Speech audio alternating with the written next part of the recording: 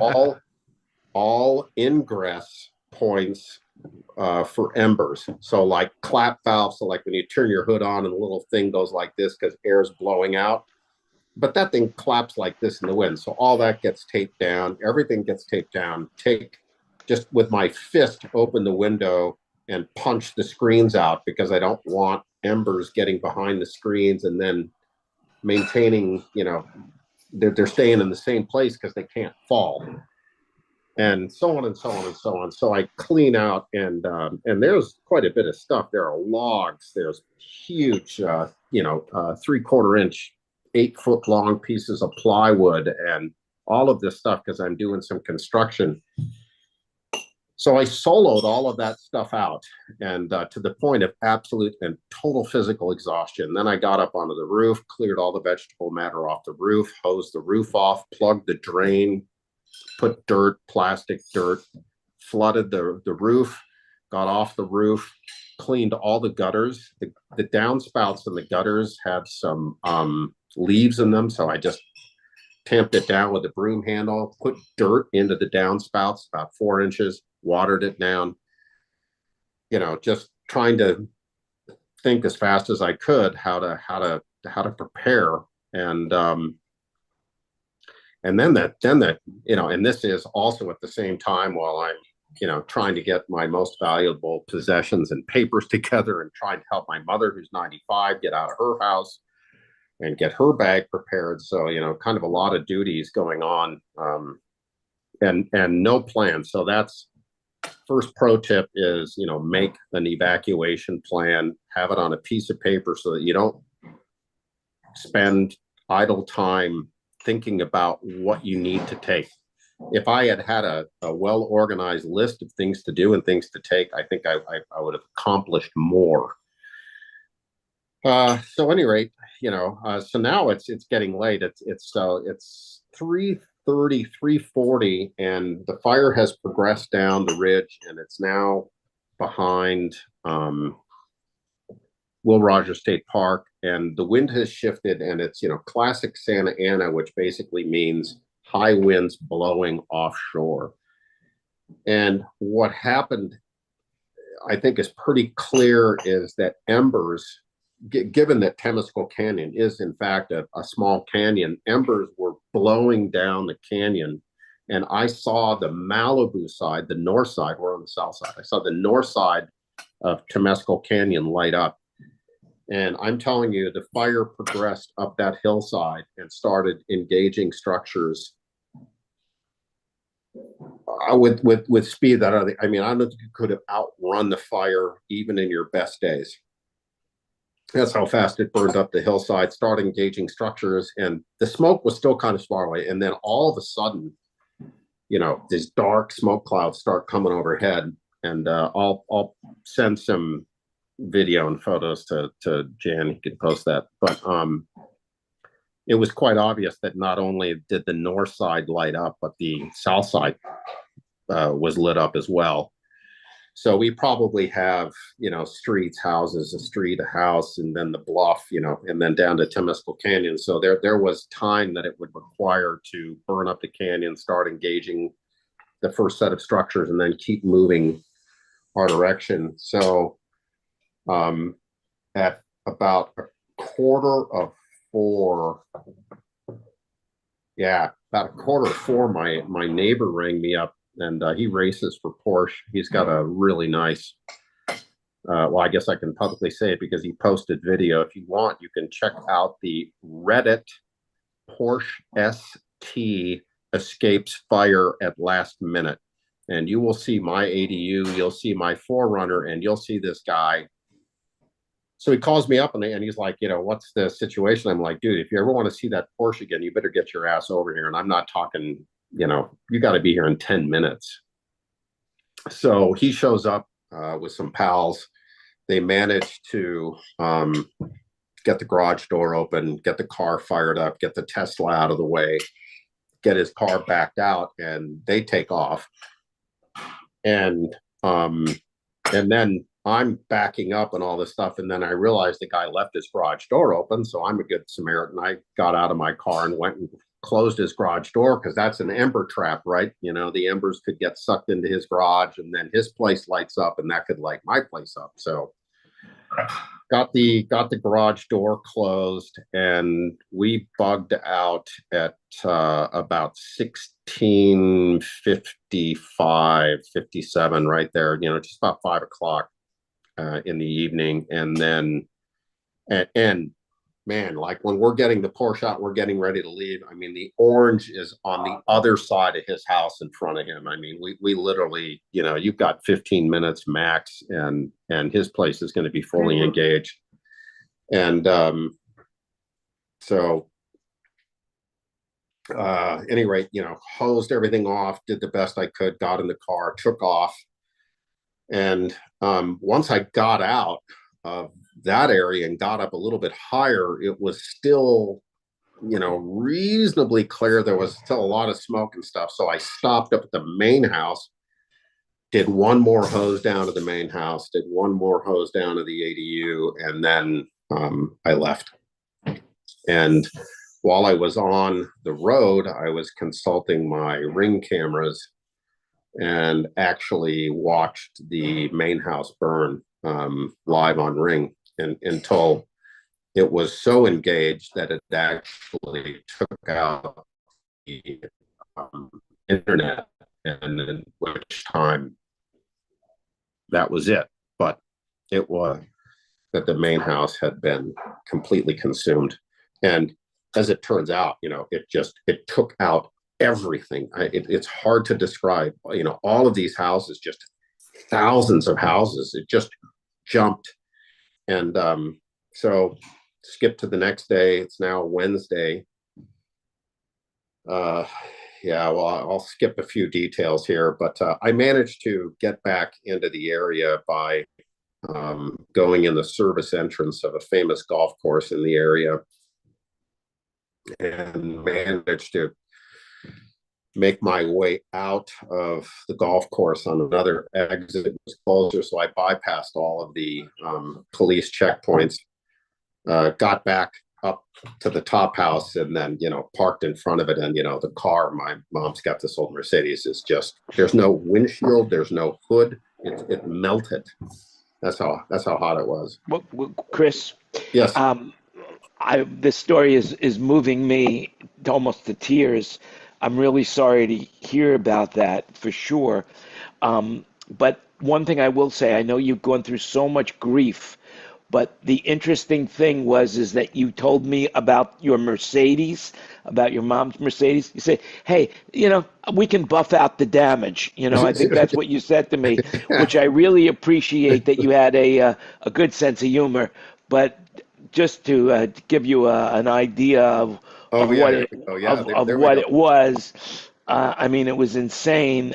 If I could show you that picture, let's see there. Could you see it? Yeah, the Mercedes needs a little body work, but nothing that can't be buffed out. Yeah, unbelievable. So it's unfortunately it took me.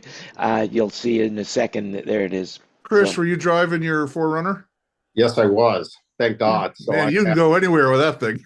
So the big news there was that that vehicle's lifted, and with big E-rated tires, and it's got C4 fabrication steel plates on the bottom of it. So even if I drive over hot stuff, if I keep moving, that thing's nothing's going to happen to the car. So yeah, that's amazing. It's twice that the car saved my life. So at any rate, I'm up at the top house the next day. Top house is gone. I see that picture, and I tried walking out, to like look down to see the ADU burn out, but I couldn't. It was simply still too hot. It was like 1,000 degrees. There were large beams that were still flaming. They were still engaged. These big 8x8s, really big thick pieces of wood, and so on and so forth. So I got back in my car, drove down, dropped down to the alley, get into the alley, and go around the corner, and there's the ADU still standing. All right, very good. So wholly and entirely unexpected, given the ferocity of this fire. So I'm totally unprepared. I'm actually kind of was mentally prepared to like see a pile of rubble and like, oh, there are the 900s, and Is that where so you are now in the ADU? no, oh no. Oh God, it is so freaking toxic over there that Oh, is it? Yeah. it will not be livable for a year and a half. So I basically, like I said, I was unprepared to actually come back and find this place still standing. So I parked the car and, started to work. So all of the prep that I had done, knowing where leaves traditionally gather when wind moves and all of that stuff completely worked.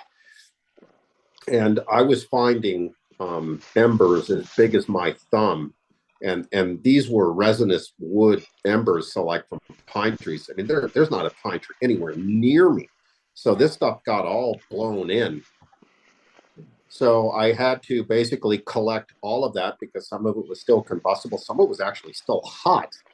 And but when I got down to the bottom, the mud was still there.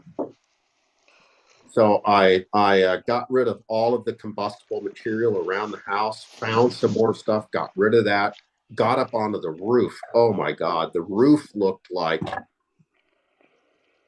it was, the roof was almost literally covered with stuff, but since I had flooded it, floating, it saved it. So I had to, now there's no more water, right? So I had to, just use a hand. I have no mask.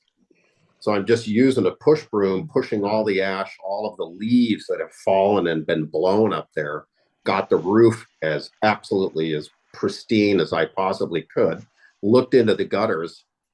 Gutters are almost all full. So had to empty all the gutters again. I filled up about 3 trash barrels of combustibles that had landed since the night before. Wow. So that took about 2.5 hours. And then, I had this opportunity, to get my X40s out. I couldn't manipulate the 900 solo. So got all my valuables out that I could, and just kept working until I could physically just couldn't lift or do anything. I could hardly walk, and then got in my car. My car was packed to the gills, so I had I was able to rescue my son's military gear because he was in the Marine Corps, and the other valuables and things like that. So I packed the car to the absolute frickin' gills. I didn't even have a room in the front seat, passengers. And some guy was like waving me down, asking me for a lift out. And I'm like, dude, I'm sorry. I don't even have space in my front seat. I mean, if it's a real emergency, I'll drive slow and you can just hold on and stand on the rails of the car. But, but there were still buildings were still engaged completely. Fire equipment was present. There was very little fire equipment, very little water. All the water that the fire equipment was using was being brought in by tanker truck. Insane. So that's pretty much it. I'm sure a lot of us have questions. I know I have some questions, but I guess we'll start off with Bruce. Bruce, what questions do you have for Chris? Where are you right now? I'm at my brother's in Sherman Oaks. Oh wow!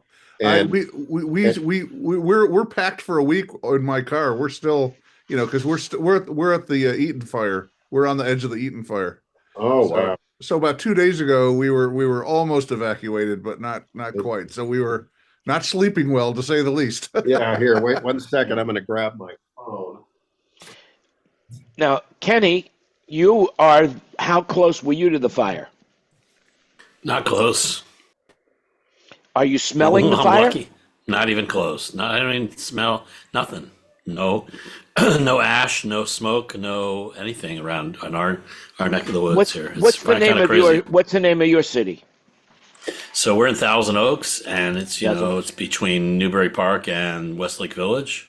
And like when you look on the map, or when we looked on the map a few days ago, there's this circle of evacuate here and evacuate there, and then right in the middle, Thousand Oaks. It's like we're in the safe zone somehow. So I feel very fortunate, very like if I was religious, I would say blessed, because it's like something's going right that we're not affected by this whatsoever. It's a little windy, but that's about it. So you're very lucky. So on Chris? Friday, here's a picture from my brother's house. So we had to load out all of the gear. I take it that orange is not the sunrise. No, sir. The orange is the fire. That is the orange of the fire coming to us on the eastern flank of the Palisades fire. And there it is one more time. Look at that. My God. And that's from Sherman Oaks? That's from Sherman Oaks. We are holy shit. Just east of the just east of the 405 and south of the 101. Bruce, what community are you in? If you look on the map where it says Montrose. Montrose, okay. Yeah, now, are you smelling the smoke? Oh, we had one day that looked like a Stephen King movie around here. It was. Bruce? Didn't you lose power a bunch? The one bad day, yeah, power was in and out, internet was in and out, and let's see, and everything was in and out. And I'll tell you, when you're used to living now, to sit on my couch and have no power and no internet and no phone service with what was going on, I felt. For an hour, we had absolutely nothing, and I felt so disconnected. And I just would walk out on the front porch and keep looking around because I didn't know what to expect. And then within the hour, at least the power came back on. And my TV is dish, so once I had power, I could put on the news channel or whatever. And Spectrum is the internet, and it was in and out, but I was able to keep the, I posted in the chats. That connection there is the fire map that changes every couple minutes because they track them all really closely. You can see it. And I just had that. I've had that up I still have it up. I've had it up on my other screen for about a week now because they came right up to us for evacuation, but it was opposite side of the street. It was so weird. But my son lives not very far from where you are. I think he's like on the corner of Glendale and La Cañada or something. Isn't that close to you? Yes. Oh, very. Yeah. It's a small community right there. They evacuated anyway because they lost power. And we were ready. Seemed like they were on the verge. You know what? That whole area was out of power for a long time. So it's really weird. So we're a part of La Cañada or La Crescenta or I don't know. And what happened was between Tujunga and La Cañada, there's a little stick like a dog leg of Glendale that goes all the way up the hill, up the mountain. And our house is in Glendale. So the school system's La Cañada, which is, really good. But thank God we got Glendale police and fire, and those guys are on their game compared to the city of Los Angeles. They're a basket case. But so while everybody around us, all the traffic control lights are out except our little 3-street wide area, it was so weird. Everybody was out of power and everything else, and our power. And that's what happens on the news. Like when my friends from the East Coast or whatever call me, they're like, "Oh man, you must be devastated," and I'm like, not everybody is, but they show the worst case on the news. Sure. Yeah. Like I was saying, if you were watching the CBS, they did the 24 hours and they're probably still doing it. And you know what? Their coverage is great, but all you're seeing is just devastation. You're just seeing all their people are standing in the middle of the flames. And what you don't see is the pockets that are okay. And that's why I watched a little bit on TV, but mostly the fire page that I posted. That's what I kept an eye on because that changed every 15 minutes. So I knew if it was coming or not because they kept track of it. Now, I have a question for you guys. App?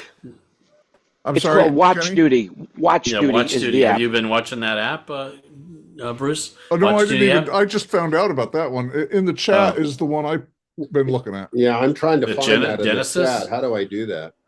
Say that again, Chris. Just click on your chat at the bottom of the screen. Oh, here we go. Chat. I got it. Let's see. Yeah. I'll see them. Can you post the link again? Because I recently joined the chat, so it doesn't show me what was already there. Oh, really? Oh, that's interesting. Yeah, it is interesting. Yeah. All right. How about Oh, that? that's good. Okay. Yeah. So now if you can zoom on the top left, there's two arrows, an in and an out arrow, and you can zoom out to find, where Chris is, or you can zoom in on, there was 7 fires at one point, I'll and tell you what. you could look at all of them, and then if you look at the Eaton fire up by the 210, we're in Montrose.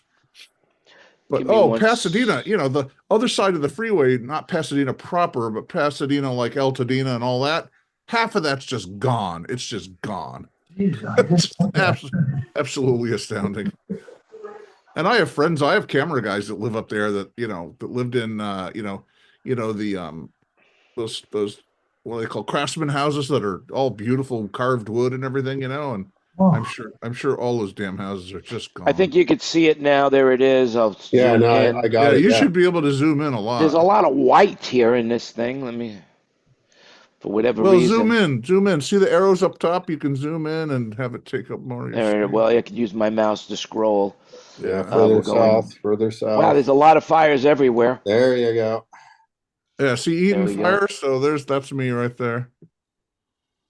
Boy, that's a little screen though. Man, mine takes up the whole screen. Yeah, for some reason I've got a big white area on the screen. Yeah, I don't even see that. That's weird.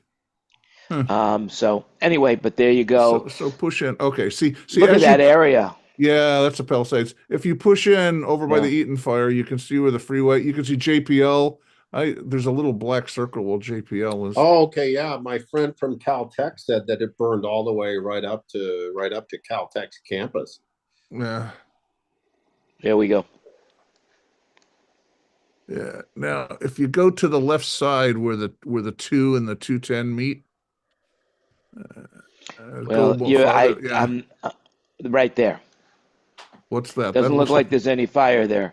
Right, and if you follow, let's see, what's that? It says, that's Pasadena. That's okay. Keep going. Follow the 210 up. And is that the 210? All right, see the 2 and the 210, the combination right there where they come together. Right there. Right, just a little to the left. Okay, that's where I am. Right below the 210, right in there where it says Montrose. Oh, look, I could see you. There you go. Wave. All right, there you are. I'm waving. I'm mooning you from my front porch. Yeah. Bruce. You're very close to where my son lives too. Yeah, and at one point, the yellow, which is the warning to get out, was like right across the street from us. It was just. And you didn't leave? No, well, everything's in the car. It still is. All of my computers and 5 days worth of packing and all my wife's stuff is in my Subaru. Where would you go to? My mechanic and his wife have a place in Burbank, and she said they have an extra bedroom and everything. So they said, if you need to come down, come down. So we were ready to go. How often do you fix your car? Usually never, but I've known him 100 years. And there was a time that I did not buy new cars. So another question coming back to that picture. The other night when I was looking at the map online, I can't remember which one I was looking at. It had the main fires, but then it had little fire spots dotted all over LA and stuff there. Was that they were popping up all over the place? Yeah, they had a lot of small incidences. I guess Otto was a fairly big one up in Ventura County, but yeah, they had little. Yeah. We had a fire even here in Sherman Woods that they quickly just tapped out. But man, yeah, and so to continue on Friday night, that photo I showed you happens. We're in evac area. So I had loaded out my truck into my brother's garage. I had to load back into the truck, or load out his garage into my truck, and then load out all his stuff. And so his son came over with a pickup truck, and we loaded out all of the family albums and all this other stuff, and computers and discs. Did a loadout, complete pickup truck full of stuff. Took that down to his office. And then came back, and we're just standing by, waiting for that horrible beep on your phone, and it was hell. So I had to bug out twice. Did you see the alarm kept going off on your phone and it was triggering all the wrong places and they were having some serious problems, man. Yeah, whoever was The whole managing. thing was just a badly executed clusterfuck. Our state is in such bad shape. It's unbelievable. Thank you for saying that. You are It's just a absolutely right. bunch of all your fire hydrants had no water in them. I mean, what a fucking joke. It was just Oh, Well, they one of the closed. reservoirs was empty one of the for reservoirs was Yeah, repair. empty. the And it was Palisades. empty One because it was the cover on the reservoir they were supposed to fix a year and a half ago, and they never fixed the goddamn thing. It was a 1.7 million no gallons were seven unavailable. 117 million gallons in that reservoir. It was empty for cosmetic changes. Yeah, for a year and a half. That's unbelievable. I But, think you know, we're. I was talking to somebody who lives down on west end of the PCH in Malibu, and he said the where near where he lives is where the fire trucks gather. He said he's never seen so many fire trucks and firefighters in one place, and they have housing there for them. Like mobile homes and stuff, and they sleep there, and then they have food there. They have everything there for them. He's just said that the encampment is just ginormous. The amount of So they- you know what really amazed me? I happen to know for a fact, and I don't even know how I know this, but because I did some stuff down there, and I have friends that are fire guys. But the city of Long Beach has two tugboats that are fireboats. They have pumps on them that pump 170,000 gallons a minute through 8-inch pipes. And why they didn't drive those up and park those in Malibu and start squirting water on those damn houses right on the beach there. And they did a whole diagram of how they chain they park the boat in the water, and they have 1,000-foot 8-inch hoses, and they run the hoses to shore to one of the pump trucks, and then they line up pump trucks 1,000 feet apart, and they just daisy chain the water up into the hills. And they could have done that, and they didn't do that. They could have probably could have saved all the houses on the waterfront. Do you know why? Why? No, I have no idea. Somebody told me there was a couple. Oh, well, one person said, oh, well, the salt water hurts the plants. Well, who gives a shit for one? Oh, God. And then Bullshit. another That's bullshit, person, by the way. a mother. Yeah, well, I'm just telling you what people were telling me. And then another person, and then I'll tell you what I found out. And then another guy says, well, it's salt water and it would rot all the gear that the fire department had. Well, after I talked to somebody that actually had done it once, they said, you know what? Some of the seals in the pipe in the hoses after about 2 weeks would start to leak a little bit, but that's easily fixable. And the plants are just not that big of a deal because it's all going to wash away anyway. And there was a couple of little problems that people said that it would start up these little problems, and they were all like insignificant things that they could have gotten around. That this fire guy who had been out on this boat before said, not a problem. It's all bullshit. And nobody seems to know why they didn't drive those two boats up there. Because as far as I'm concerned, all the houses on the one right on the front could have been saved probably.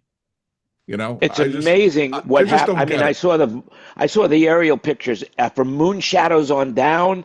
The whole Pacific Coast Highway is like burnt to a crisp. Yeah. I mean, I wonder if they are going to allow them to rebuild on that side of the highway. Well, the Coastal Commission, I'll put money on the fact that the bunch of Coastal Commission jackasses won't let them build anything along the water anymore.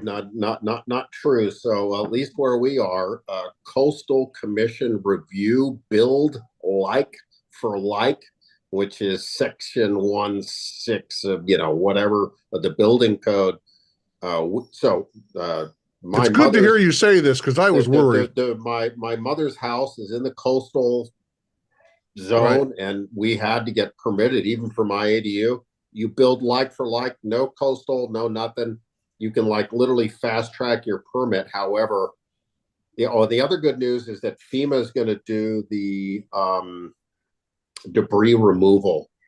And where are they going to put all that crap? I don't know, it's all hazardous waste. Well, do you know what they're telling us now? Yeah, I'm dying to hear this. Yeah, you're gonna love this. You can just Google a picture of one of these jerk offs in a full fucking Tyvek suit with booties. That's the only way they're gonna let you up there is with full hazmat. So She, I don't want to pry there, Chris, but what happens now for you? I mean, that's your house that you were living in? Yeah, what happens? I That's mean, my permanent residence. So the good news is, my mother's 95. She has found a rental house furnished for a very correct amount of rent, like half of what, I mean, I don't know if you guys know, but the rental prices here have doubled overnight, right? so what size house are you talking about? Rental house, She 4,000 got square a feet? she got a 3 bedroom, Four two and a thousand. half bath. So well, are you anyway, are you gonna hang with her? What's that run? What's that run? 4,000? No, that's Less got to than, be at least $5,000 a month. oh no, it's under 10, and if it had been allowed to get onto the market and had gotten bid up, it would be going for 20. well, And here's the so, deal. does your This insurance price pay that? gouging has got it. So the way that the insurance works, if you have decent insurances, is they look at the fair market rental value of your property that you lost, and that's what they will pay for you to live in a place that's equivalent to the fair market value, and they do that for a maximum of 24 months. Huh. Let me ask you, So Chris. do you in 24 months rebuild, or what Oh happens no, in it that will be 24 months? impossible. So just to give you an idea, the ADU, hopefully it's still there. I have no sign of life since the 10th of January at 10:36 in the morning. If it's still there, which I can kind of just feel it, I don't know, man, it's a sixth sense, but I just feel like it's there. It will be at least 18 months before I could make it back and live there.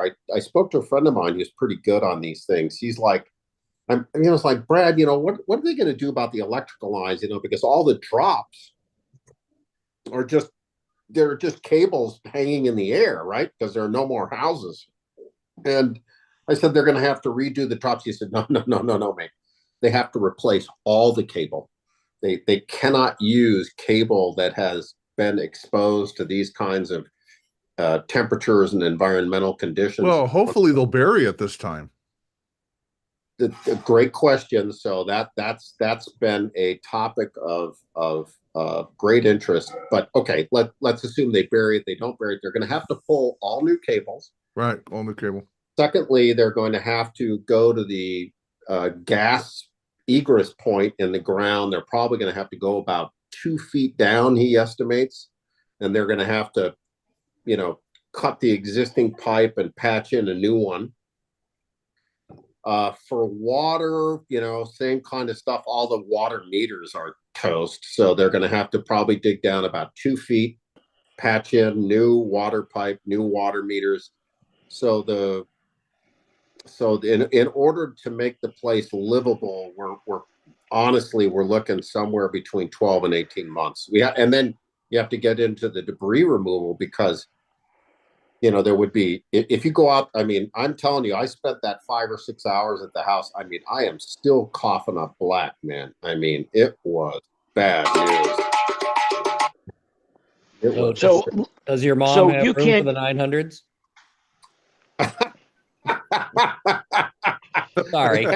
Those, I only have the X40s with me because I could manipulate those, by myself, but the 900s, and I might have gotten looted. That's the other. Yeah, there's a ton of that There going are a on ton of too. looters, but I just kind of feel like the 900s are kind of not the object you're just going to run away with. Is the National Guard guarding the neighborhoods now over there? Dude, they've got concertina wire across the roads. No civilian access in the area. And they even kicked the press out. What are you going to tell people that they don't already know? So there's no one in there except for, authorized personnel, first responders, security, all that kind of stuff. But it's and I, well, yeah, at any rate, it would be terribly difficult for, a bunch of looters to solo, or even if they're a group, to try to run away with subwoofers. It's kind of like the last thing they want. They're looking for small, high value items. What I'm hearing, though, that if they catch you in that area, you're going to jail, and it's going to be big time. Yeah, oh no, and at night it's shoot to kill. You know, after curfew, if you're in there and law enforcement sees you and you start running, you know, they are going to show no mercy. Plus, I think a lot of the looters are going after houses that are under evacuation that haven't really burned yet. You know, they're breaking into houses. Bruce, you're 100% exactly right. They're looking for the soft targets. Right now, you know, where we are in the Palisades, that's a hard target. You know, it's burned out. So what are you going to do? Stand around with a flashlight and look for jewelry in the rubble, or burgle, you know, the remaining, you know, few structures which are obviously being surveyed by the police, right? I mean, they know that there are only like 6 or 8 structures near me that survive. That's it. So, you know, they just have to keep an observation of those areas, and that's it. So it's precisely what you said. So I have a buddy of mine who's in Brentwood, Sunset and Barrington, but north of Sunset, and he was locked and loaded. He was living in his house. He had a pool, he had a compressor, he had a generator, he had a fire retardant.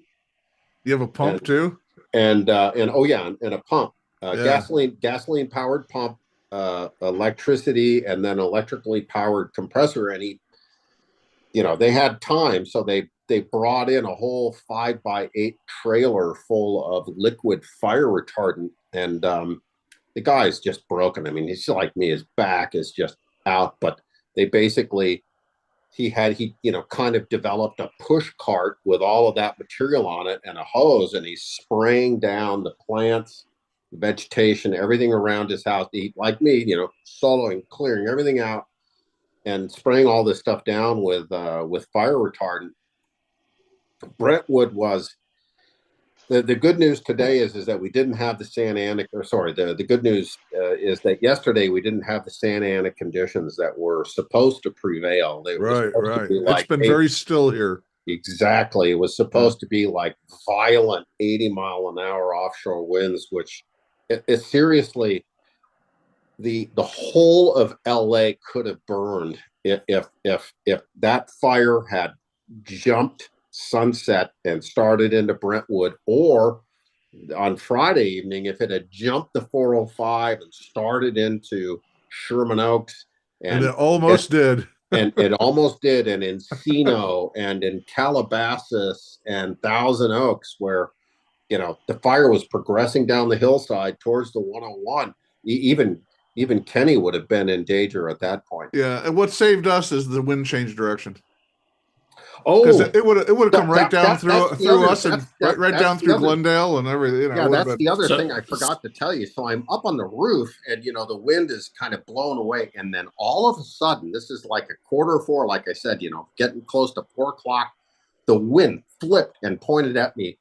I had embers flying by me and getting stuck in my hair. So I'm up there. I had a hose, so I'm literally just going like this on my own body, because the embers are flying over my head. And God, no, it was fully. So Chris, in terms of reconstructing, I mean, does the insurance really pay enough to reconstruct a house like that? Great question. And how all the contractors are going to be busy. So how's that going to even happen? It's going to be, you know, how you say, a clusterfuck? That's going to be very tough, right? To answer your first question, today in this area, let's just, you know, eyeball it, you know, just kind of throwing out some numbers, probably would cost you about $600 a square foot to build, you know, a nice build, you know, right? So you've got, you know, correct, you know, design, correct products inside. That's, you know, $600 a square foot. That number, I just sat in on a Zoom call a couple of days ago with some architects in the area who were discussing precisely what Kenny just asked. And they think that it's going to be as much as $800 a foot by the time we actually start building. I mean, houses aren't selling for that 800 much, a are they? foot. Yeah, I mean, 800 a square foot, and that- so depending on the insurance that you have, you okay. So let's say we'll just pick some round numbers. Your house would cost $1 million to rebuild, kind of in regular market conditions. That cost is now maybe 1.6 million. So if you were insured for 1 million, and you have this clause in your contract, it can go up to 50% above that. Right. Yep.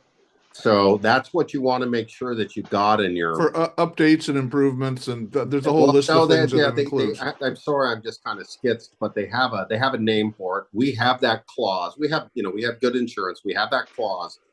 So if you have $1 million to rebuild, that could actually go up to $1.5 million if you can provide documentation to the insurer to satisfy their requirements. That's how it works. That's going to be crazy. That sounds like a right. huge, almost I unsurmountable challenge. I hate to say it, but it's a question, good time to buy Home Depot stock. Yeah, they're going to also cover the rental at the exorbitant rental fees too, right?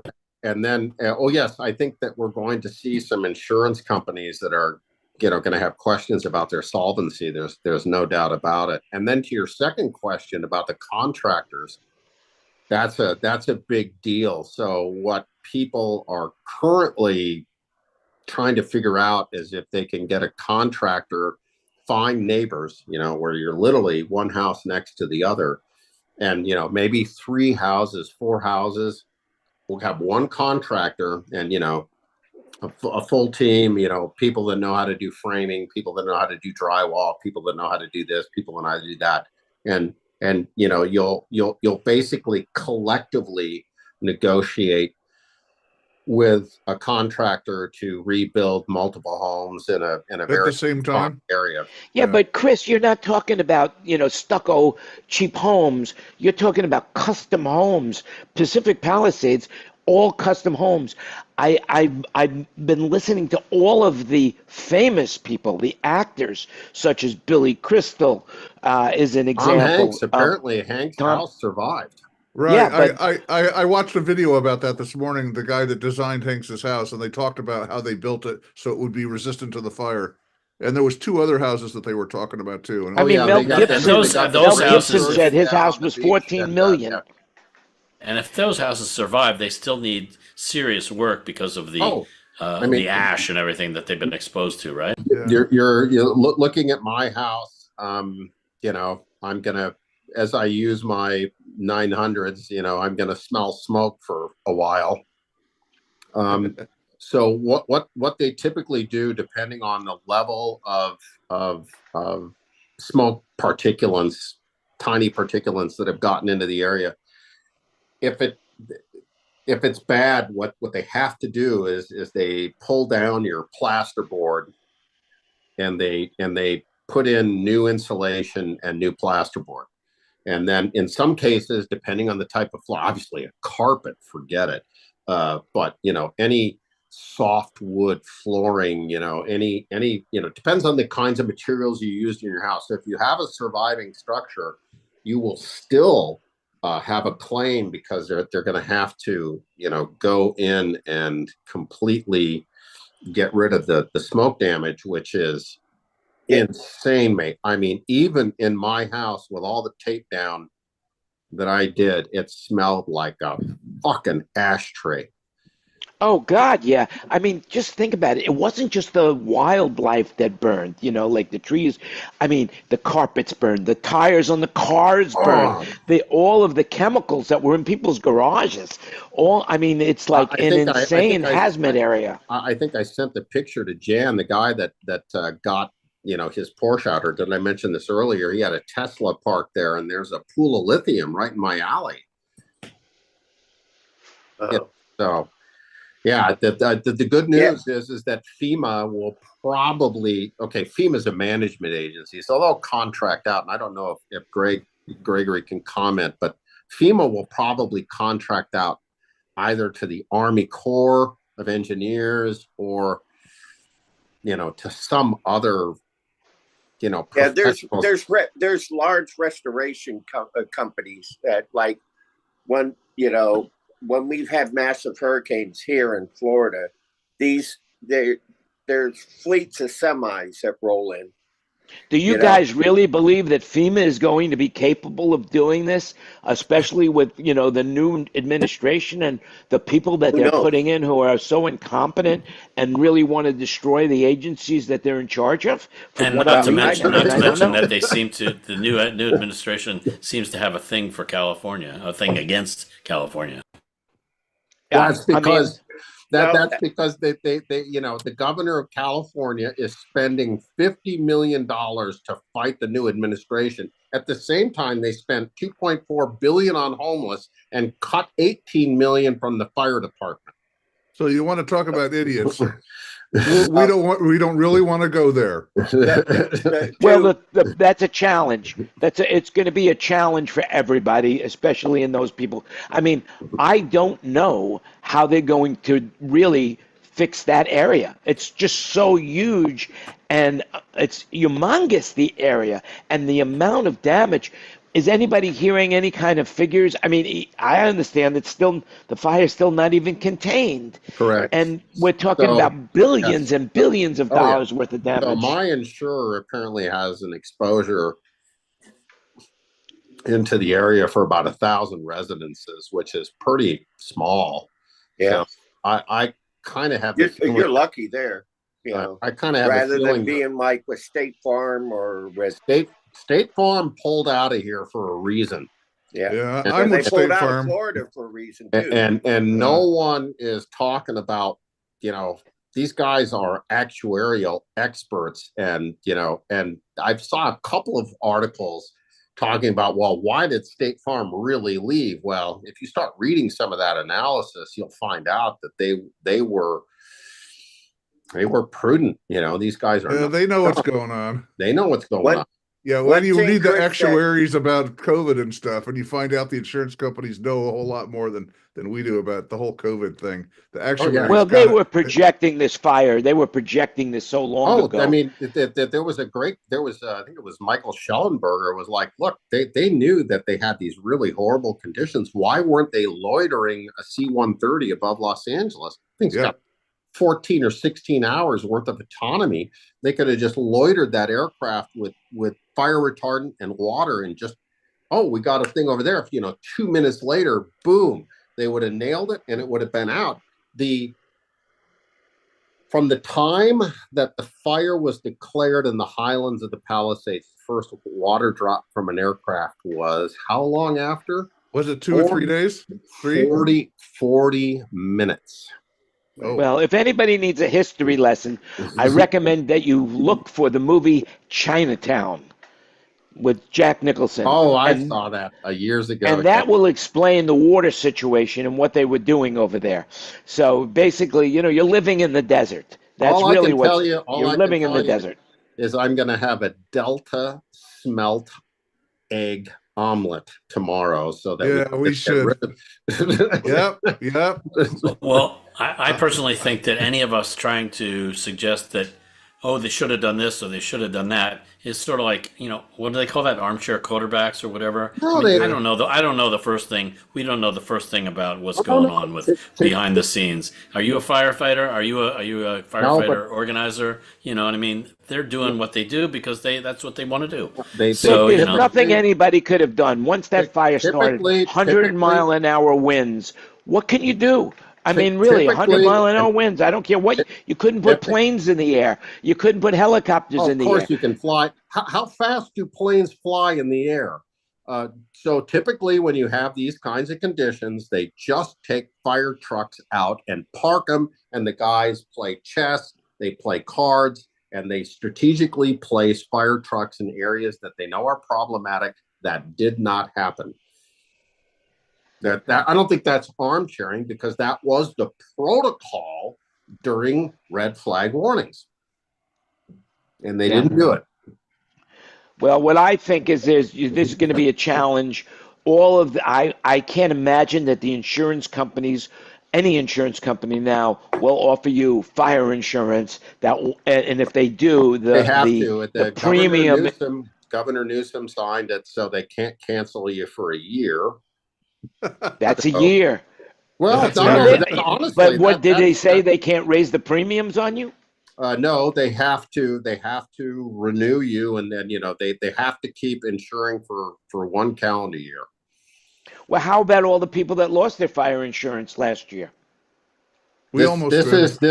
This guy Ricardo something or other, who's the insurance commissioner. There are some public documents that he's put out. I mean, he's obviously trying to gain some favor at the moment by following some policy that's going to help people that have been affected. But yeah, it's a little bit too little, too late. But I'm going to get a $770 check from the government. Yeah, Well, I fell out of don't my spend chair it all when I in heard one that. place, Chris.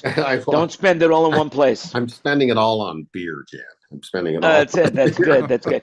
So I have a main question for you. It's going to take a long time to put this all back together. You realize, they've got to go in and clear the land. Then they got to bring the survey team in and resurvey all the properties so you know where the property lines are. Yeah, then the utilities have to come in, and the first one to come in is going to be the power company, because utilities are on vectors, just like airplanes are, right?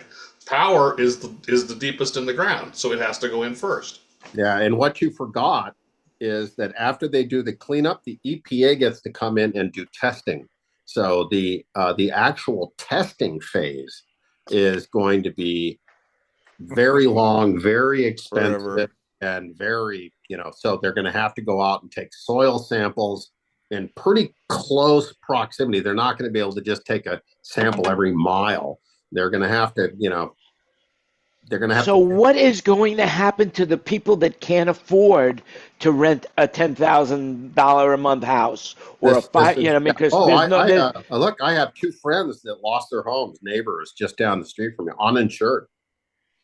Chris, What are they going to do? They're going to be moving out of California is what's going to happen, Jan. Because it's that year that he just talked about, that year is going to be eaten up before they ever drive a nail.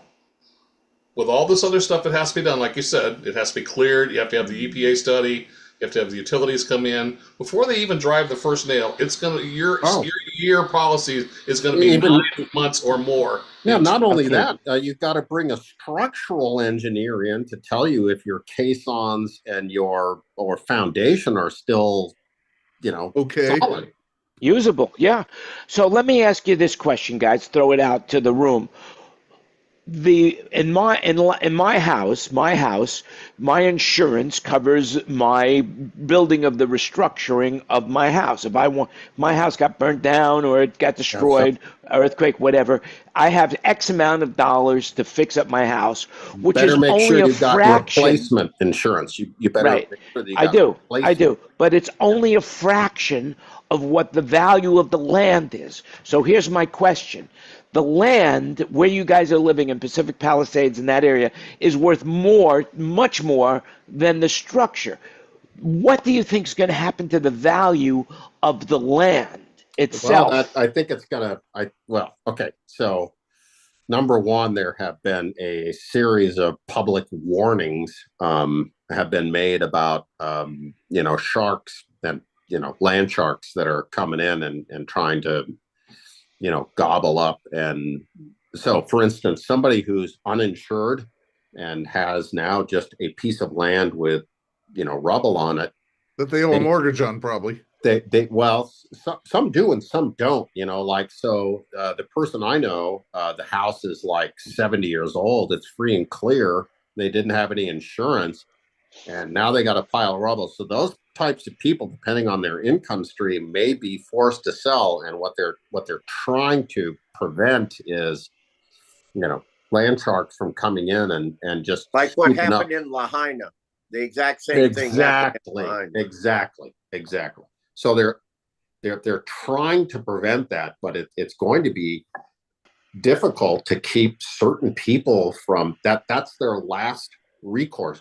And obviously they're not ill-educated. They understand that the longer they can hold out, the more they're going to get. But in some of these cases, so there is some FEMA funding, and there are some services available to people who just like got wiped out and have nothing and have no insurance. And there are some resources for these people, but I don't think it's going to be enough to sustain them in a meaningful way long enough for the market to come back to equilibrium. Right. But at least they won't have any costs involved with owning the land, because there won't be any utility bills, there won't be any house cleaning. There's no property tax. So Tons of that's property tax. Yeah. that's one of the big deals right now is this discussion of property tax. So the insurance commissioner just released a public document basically outlining how it is possible for you to go online and declare a definitive decline in your property value. So property taxes in California are paid in 2 tranches. The first tranche was due, I think, in November and February. Yeah, that's it. Okay, thank you. So it's November. That one I know I paid. And now we've got the February payment coming up. And Bruce, do you know if that is for the year that's already elapsed, or is it for the coming year? I think it's your second payment for the year second before. payment for the one that's already elapsed. That's what I thought. I heard rumor they were going to, on paper, they were going to rate the land as zero value for as far as property tax for a year or so, some stated amount of time, so people wouldn't have to pay property tax on it as long as, Yeah, because I haven't had a chance.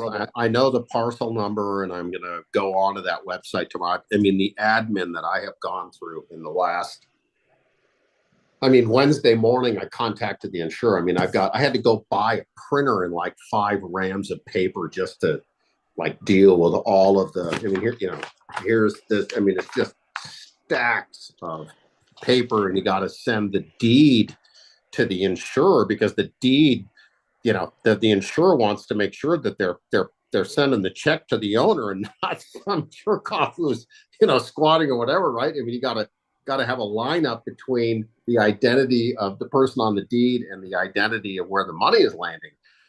Right. Well, Chris, you just also brought up another question that I've had. What is going on with your mail? What is the post office going to do? Okay, so that's a great question.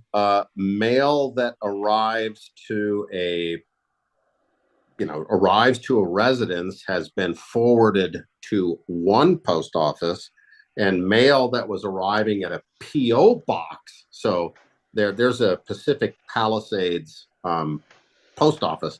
So we have a commercial, a business PO box, and then we just have our personal mail at the house.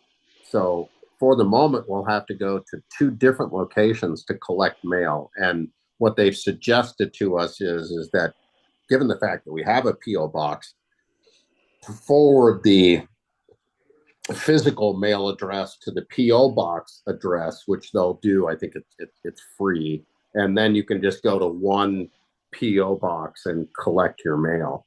And then, of course, I had Amazon boxes that were in transit, and one of them was in transit with UPS. So I tried to log into My Choice. If anybody has a small nuclear device and knows where the My Choice servers are located, please DM me so that I can go just kind of get rid of that. Just remember, everything you hear today is an opinion. Do your own research. Yes, do your own research, please. Do your own research. Speaking of shipping, so that $700 and whatever check would be more than enough to get your 900s up here, so I could take care of them for you while you're waiting. DM me, baby. We'll see what's going to happen. I honestly, I don't know where I'm going to go. Like I said earlier, my first objective, has been to look after my mom. She's 95. She, needs help. And so, the fact that we were able to find this rental is just a gift from God. And so we're going to get her set up, get her back on her schedule, so that she woke up the other morning. She didn't know who she was or where she was. First time ever. And it's all just stress. It's all stress. Well, sure. How long did she live in that house? Oh, she lost everything. She lost a lifetime of antique collection of her fishing rods. She's an avid fly fisherman.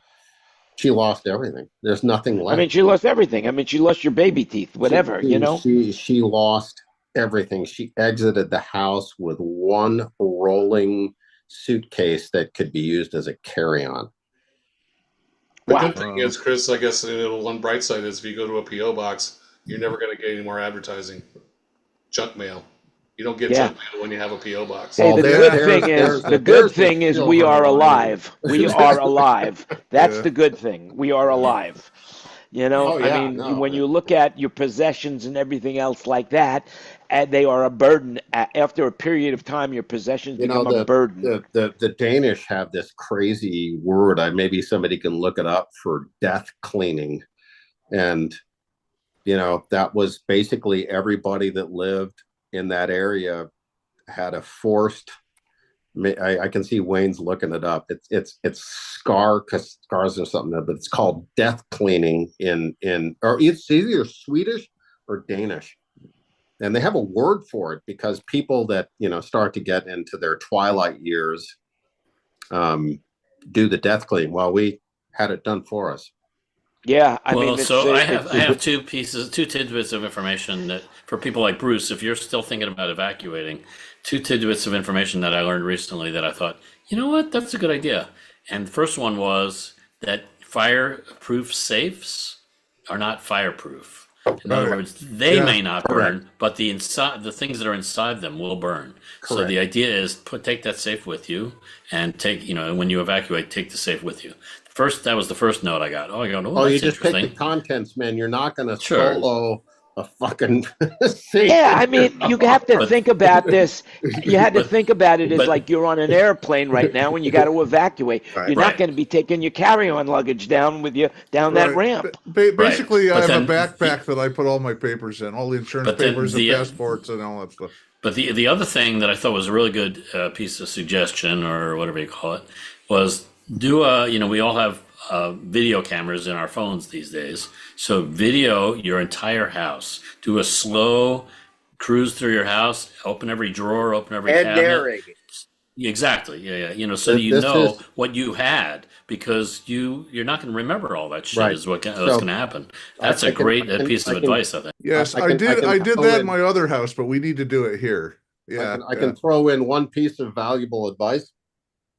Is that in our case, it's just a number because it's a total loss. So what Ken and Bruce are saying is perfectly valid in a partial loss, but when it's like the picture that Jan showed of the main house, they just pay out the amount. Period.